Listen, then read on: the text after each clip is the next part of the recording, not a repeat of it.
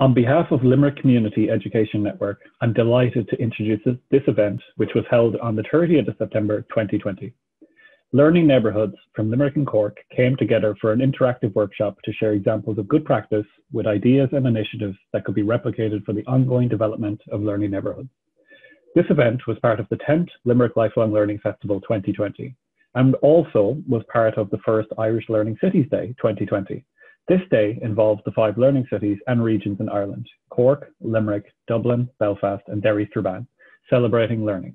Limerick and Cork jointly held this Learning Neighbourhoods workshop event. Good afternoon, everybody, and welcome to our Learning Neighbourhoods event today. My name is Jennifer Walsh and I work on Cork Learning Neighbourhoods. I work for the Centre for Adult and Continuing Education based in UCC. And this afternoon, we're going to tell our Cork story through our Faces of Learning initiative. So basically through this presentation, you'll hear the story of Cork learners and what they've been involved in and what they've been up to in our Learning Neighbourhoods Cork. So we also welcome on the call today Nano, who is one of our students in the Certificate for Mental Health in the Community in our Knocknaheeny Learning Neighbourhood, and she's going to tell her story about how being involved in the learning neighbourhoods and how stepping back into education and learning was her experience within that. So I suppose for those of you who may not know, what is a learning neighbourhood? Well, a learning neighbourhood is a place where people live, work, learn, study, volunteer, or are just passing through. It's an area where we celebrate learning. We actually, I suppose, promote learning opportunities, existing learning opportunities in the area, but we also plan and organise and promote new activities. We inspire learners of all different ages and backgrounds to get involved in learning opportunities within their community. And each learning neighbourhood organises its own events and activities for the year that are free and, most importantly, celebrate learning being fun. So what do our learning neighbourhoods do? Well, each learning neighbourhood plans its own events and activities throughout the year. So each one is very different, but some of the things they do in common, some of the common activities include our Faces of Learning initiative, which I'll talk about shortly in more detail, our lecture series, whereby some of our schools and groups are hosted in UCC and CIT to take part in a guest lecture, or sometimes our local learning neighbourhoods host them locally in local libraries or in local community centres. All of our neighbourhoods also take part in an annual basis on our lifelong learning festival, so they plan their own activity and event within our festival. Some of our schools involved in you can see in the picture in the top right hand corner, some of our local schools are involved in the STEAM initiatives. We also have a lot of our learning neighbourhoods that organise craft fairs and expos, showcases of all of the different local learning opportunities available in their community. And we also host school groups and community groups to UCC for free and fun visits of the campus. So there are 6 learning neighbourhoods in Cork, 3 on the north side, Knocknaheeny, Mayfield and the Glen, and 3 on the south side, Ballyphehane, Togher and South Parish. So here now I'm going to show you a video of some of the activities and events that have happened in all of our 6 learning neighbourhoods throughout the last few years.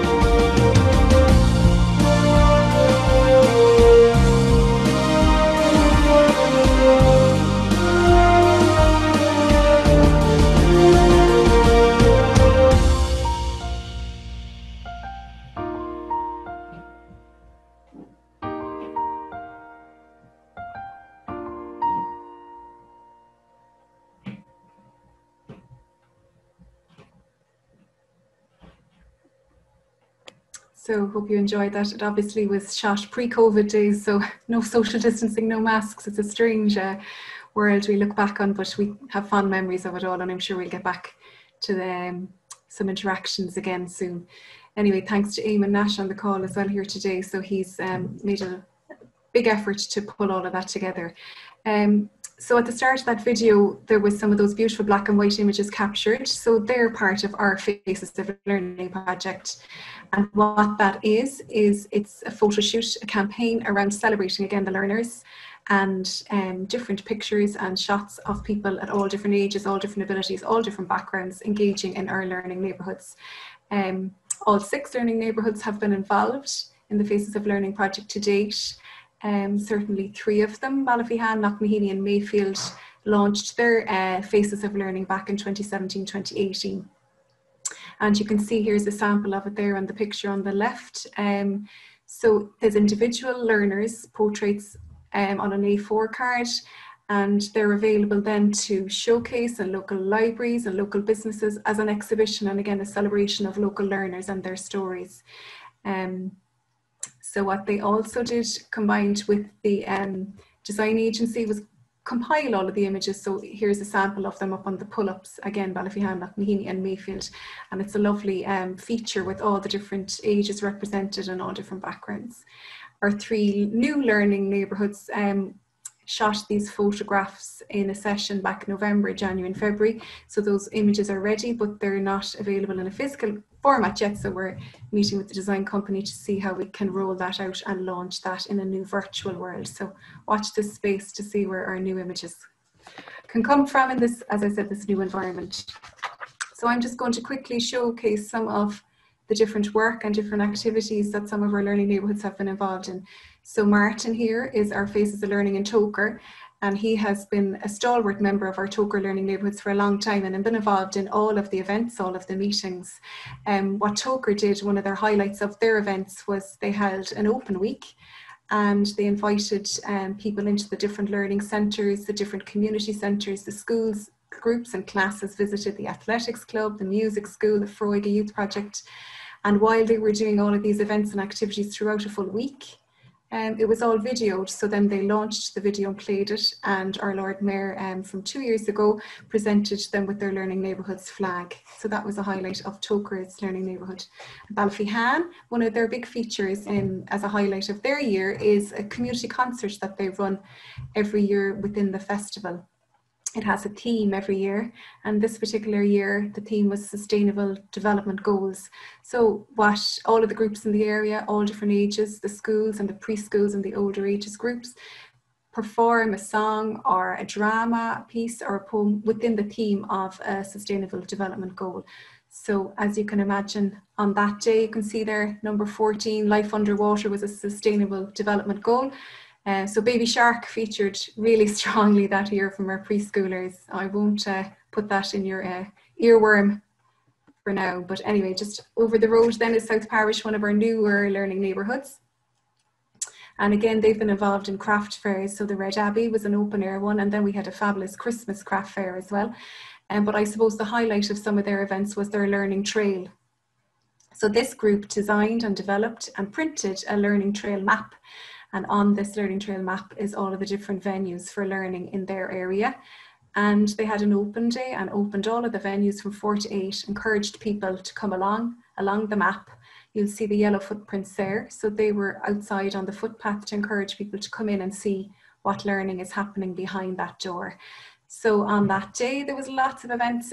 We had choirs singing, we had flower demos, we had tours of Knocknaheeny Place. So it really was a lovely afternoon where people were invited inside the doors to see what was available within their area. And in the north side, I suppose a highlight of Mayfield's events every year is their big learning festival, their big event.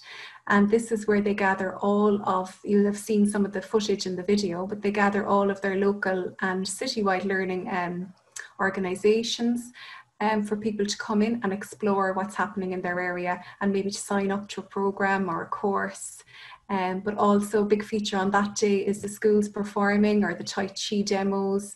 It's again a free event that runs all day. The leisure centre hosted it in this particular picture. and they have free tea and coffee, a free kids corner. So again, it's about encouraging people to come along and see what's happening in their area. And one of our newer Northside learning neighbourhoods is the Glen. The Glen had a very strong theme for their year, and it was around mental health. And I suppose they felt it was a strong feature for their work. So they kicked off their year with an art sale, and any money made in the art sale was donated to Shine a Light, which is a Cork suicide prevention charity here in Cork. So another feature within the Glen is all of the links we've made with the education unit in Cork Prison. So Cork Prison is housed within the Glen area, and we have made really good contacts and connections there with the education unit, which has allowed us to run a certificate program within UCC, and also CIT have run a lecture series within the prison. So that's been a really good adventure for us. And I suppose last but not least, on our north side, Knocknaheeny, one of the original learning neighbourhoods, you'll see there the picture of the school children who were engaged in the STEAM project, and also then the graduation ceremony. So a big feature within Knocknaheeny's work has been the outreach program. So they have hosted 2 UCC outreach programs. This picture here is the graduation ceremony for the Diploma in Women's Studies. And more recently, we've had the certificate in mental health run in the area. This is run in partnership with and massive support from Cork City Partnership in terms of tutor support and hosting the programme. So we have one of the graduates here on the call today, Nano, is going to say a few words and tell you a little bit about her story and what it was like to actually be involved in that outreach programme within the Knocknaheeny Learning Neighbourhood. So can I call on you, Nano, to say a few words maybe and tell us your story? Okay, good afternoon everybody. I wouldn't have been able to do this Zoom and everything before doing that mental health course. Can you hear me? Can you hear me? Yeah, perfectly, Nano. Yep. You can? All right, okay.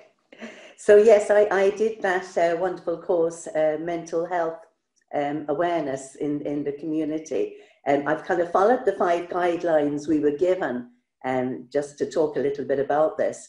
So I left school when I was 16, no university, no college. I'll be 70 in January. I know I don't look it, but I will be. And when the course was advertised locally, and also I heard it was sponsored as well, I thought, gosh, dare I do it? But I think the fact that it was held locally, it wasn't as intimidating to consider doing it as it would have been for me to walk in through the university gates. I've never been in there. So I doubt if I would have done it if it was actually in the university. It was an easier and a more familiar transition to do it in the local office. And also I live on the north side of Cork, so that really just encouraged me to go ahead and give it a go.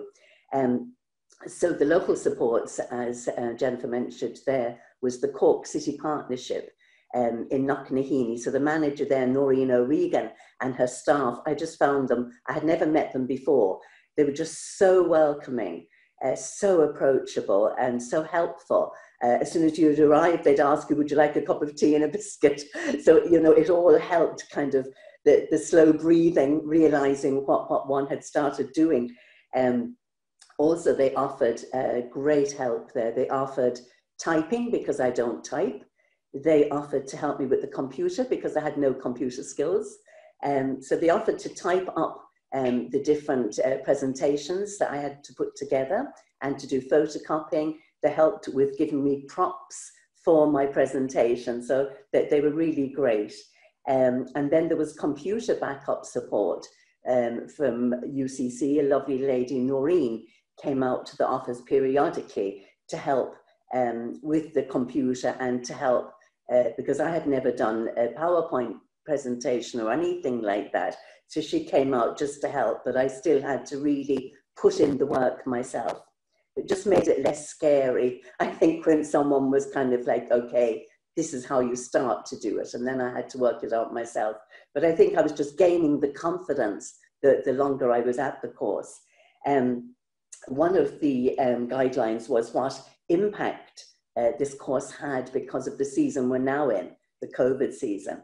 And so as I thought about that, I just thought, gosh, what better course could anybody do coming into this season of COVID when everything is so different, other than mental health awareness. So I wasn't put off, I wasn't fearful, I wasn't, how am I going to survive?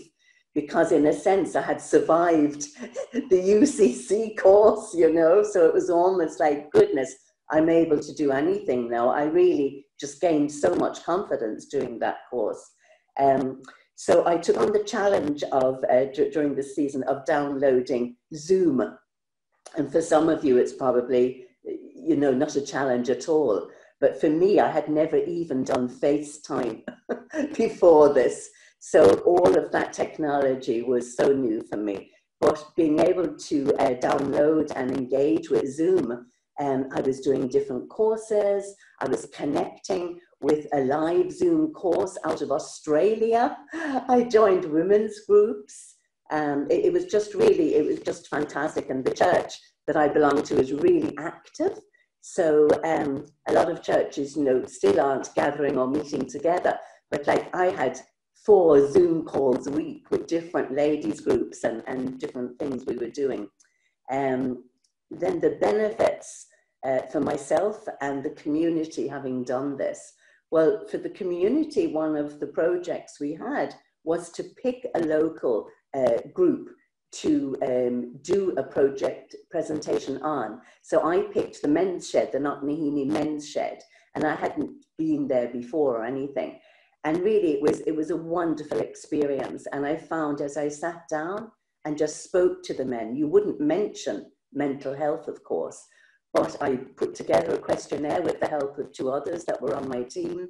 And we found over a cup of tea, just asking what benefit do you find the men's shed to be, or maybe from 1 to 10, how would you score yourself coming in about where you were at, how you were feeling?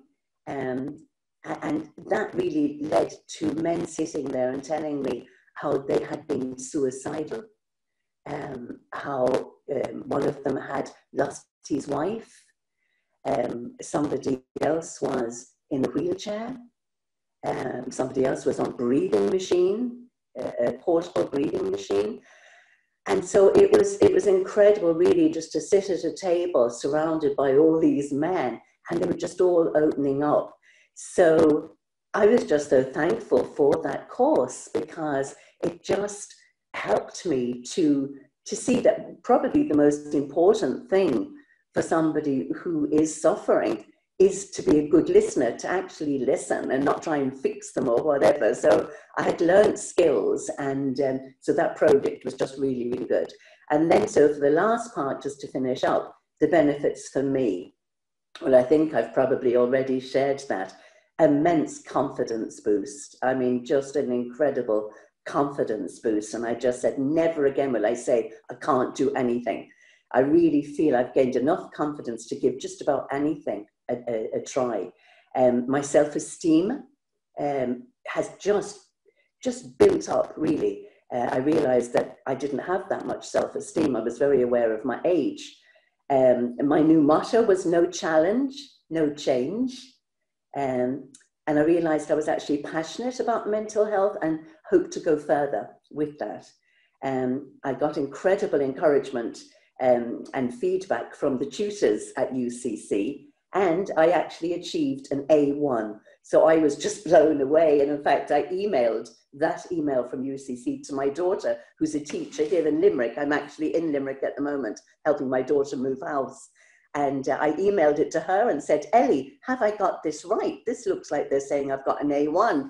And she said, yes, you have, Mum. So it was a wonderful, wonderful opportunity for me, and I'm very thankful for it. Well done, Nano. Thanks so much. An inspiring story. And I suppose you highlight a couple of things from your learning story is how people are important and how it's important to connect and listen. And that is the essence of Learning Neighbourhoods. I'm delighted that you're learning so much through this time, and as a result, onwards and upwards. And I think age is just a number. So you've highlighted all those really, really key points for us this afternoon. Thank you. That's all I think, I suppose, from the Cork side, only to say it's a really quick snapshot of all of the work of Cork Learning Neighbourhoods. There'll be some in your breakout group, some chance to talk more about it, but please feel free to look us up on Facebook, find us on Learning Neighbourhoods Cork, or feel free to send me an email if anybody wants any more details about some of the work we've been involved in. And our email address is learningneighbourhoods@ucc.ie. So over to you, Dennis, for the next section, and thank you, everybody.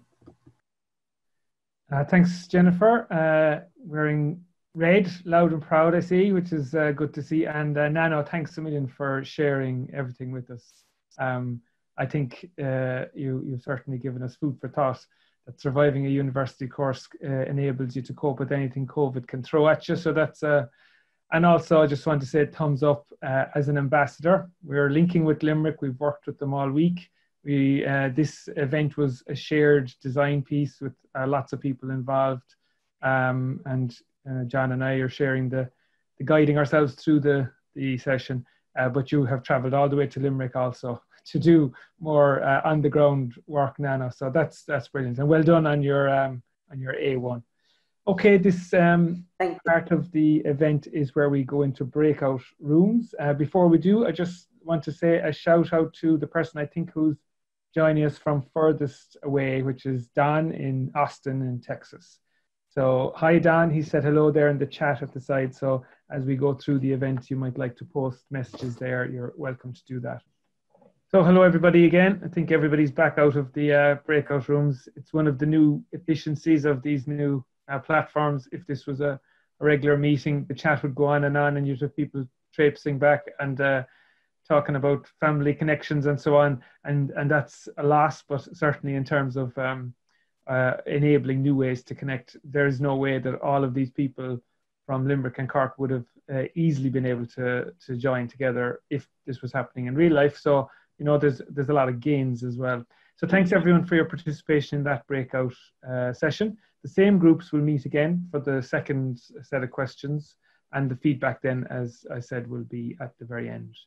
So our next section is passing the rugby ball, or the slitter, to our Limerick team, and Catherine Aylmer from Limerick Community Education Network and Limerick Learning Neighbourhoods, and another inspirational learner who will tell the story to add to Catherine's presentation. But I just ask Catherine to give us the input from the Limerick jury. Thanks, Catherine. Okay, I'll go share the screen, so hopefully it'll come out okay.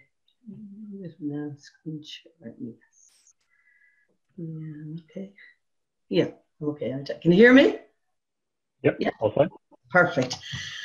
Okay, so my presentation is going to be about our story so far, because we're very new to Learning Neighbourhoods.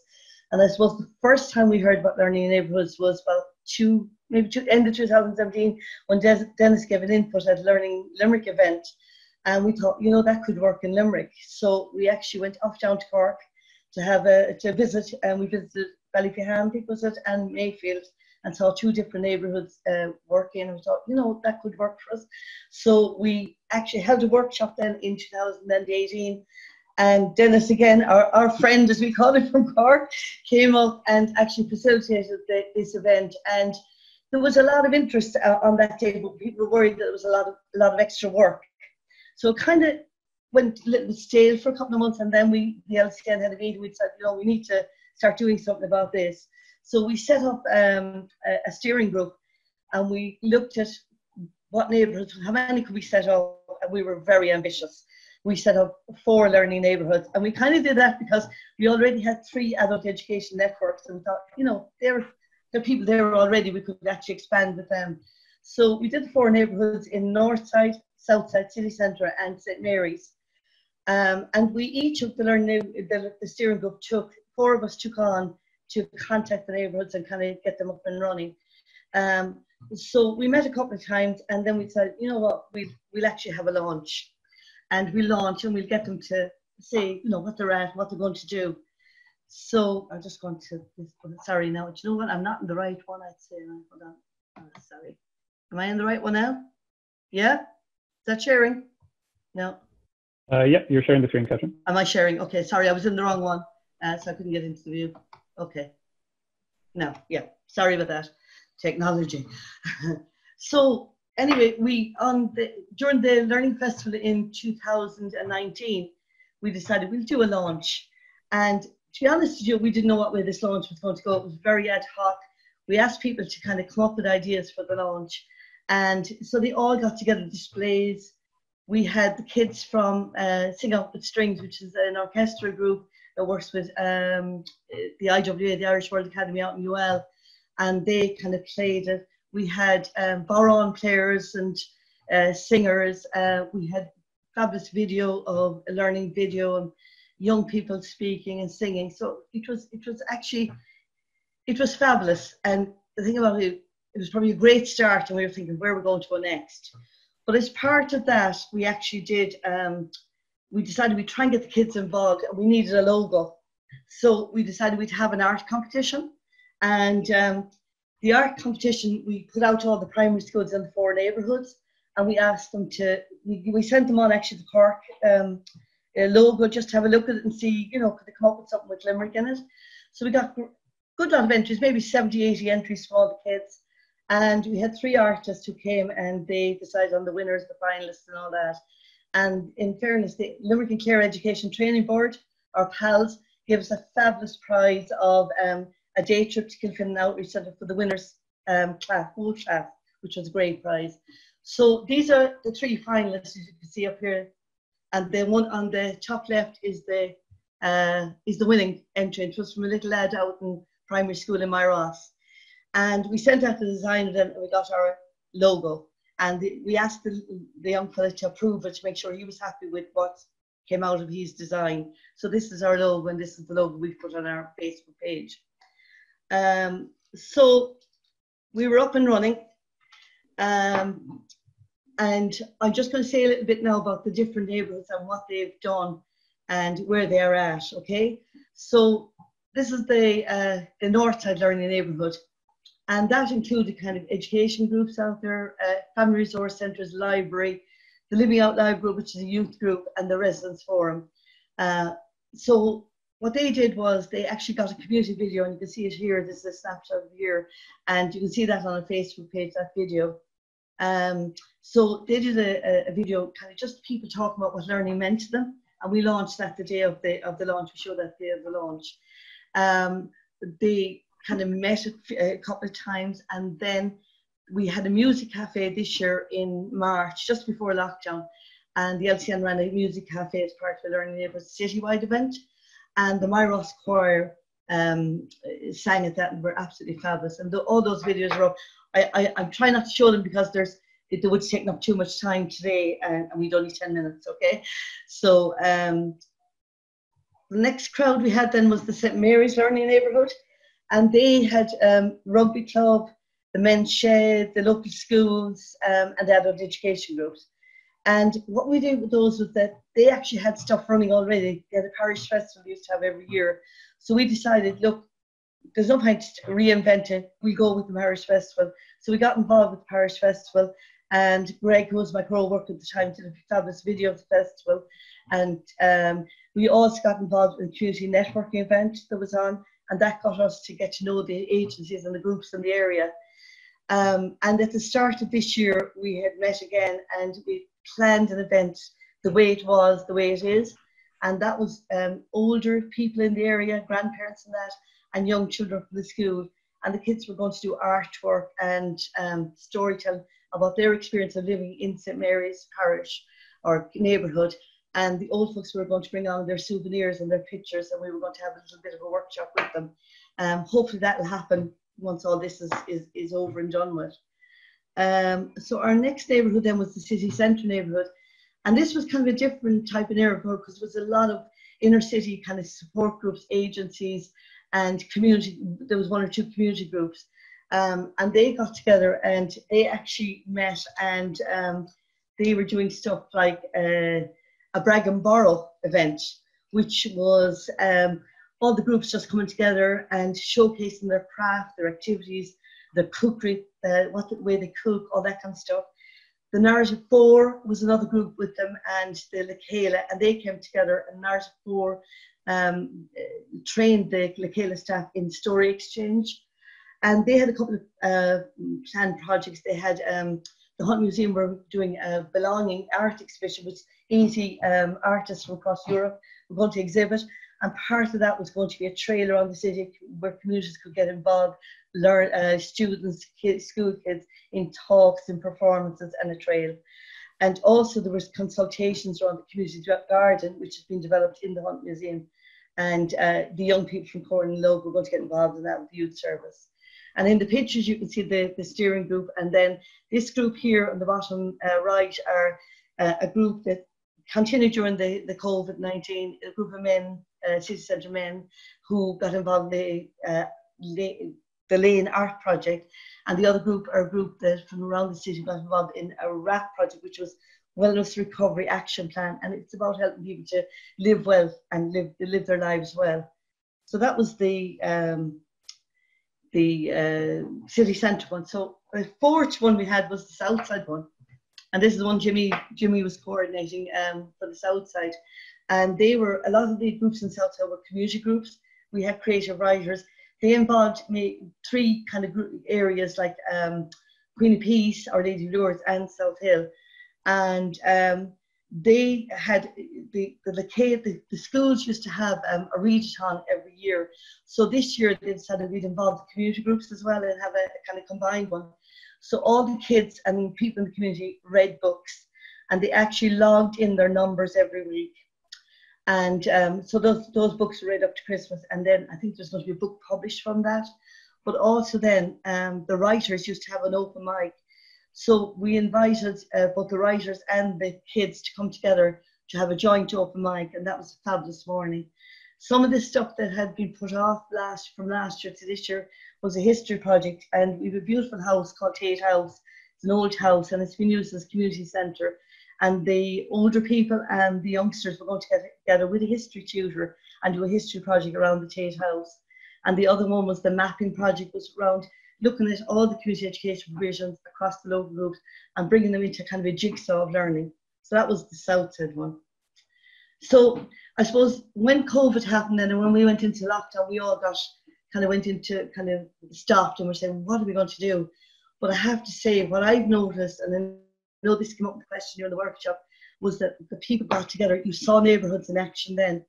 And like you had, we said the meals for the elderly, all the groups do meals for the elderly, they increased their distribution. They actually worked with the schools to deliver meals to families. There were care packages delivered either from the schools or from the senior citizens group out to people who were cocooning or who couldn't get out with families. The group down here, they made face masks for people in the area. The local neighbourhood bingo, we've all seen that on telly, but we had it in our areas as well.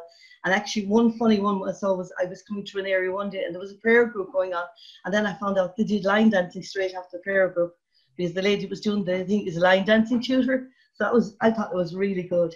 UL, the Irish Word Academy, had a virtual music cafe, and some of the community groups got involved. But each of the groups, they phoned their learners every day. They kept in contact with people, made sure that they were, they were still part of the community.